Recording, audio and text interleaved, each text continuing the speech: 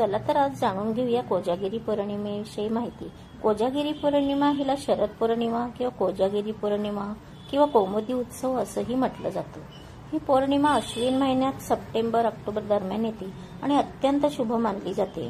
कोजागिरी पौर्णिमेचं महत्त्व असे की या दिवशी शरद ऋतूचा प्रारंभ होतो। शरद ऋतूचा प्रारंभ झाल्यामुळे या दिवशी चंद्र सर्वात तेजस्वी आणि पूर्ण असतो। मान्यता आहे की या रात्री माता लक्ष्मी पृथ्वीवर फिरते आणि विचारते को जागती, म्हणून हिला कोजागिरी किंवा कोण जागत पौर्णिमा असं नाव पडलंय। या दिवशी जो जागृत राहतो त्याच्यावर महालक्ष्मीची कृपा होते असं मानलं जातं। या दिवशी चंद्रप्रकाशात बसून दूध पिणं हे खूप शुभ मानलं जातं। या रात्री चंद्रकिरणांमुळे दुधातील पौष्टिकता वाढते असंही मानलं जातं। सर्वजण रात्री लक्ष्मी पूजन करतात। लोक रात्रभर भजन कीर्तन किंवा खेळ करतात।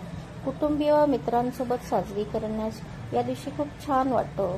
छतावर, अंगणात किंवा गच्चीवर सगळे मिळून मिसळून चंद्रप्रकाशात आनंद साजरा करतात। असं आहे की थंड गोड आणि दूध याचं खूप महत्त्व या दिवशी आहे। चंद्रप्रकाशात थंड दूध ठेवून मग ते सर्वांना पिण्यास दिला जातो। या दिवशी असं आहे की कोजागिरी पौर्णिमा मन, शरीर आणि आत्मा शुद्ध करण्यासाठी रात्र मानली जाते। चंद्रप्रकाश मनाला शांत करतो। ही रात्र समृद्धी, आरोग्य आणि आनंद घेऊन येते। तर सर्वांना कोजागिरी पौर्णिमेच्या खूप खूप शुभेच्छा।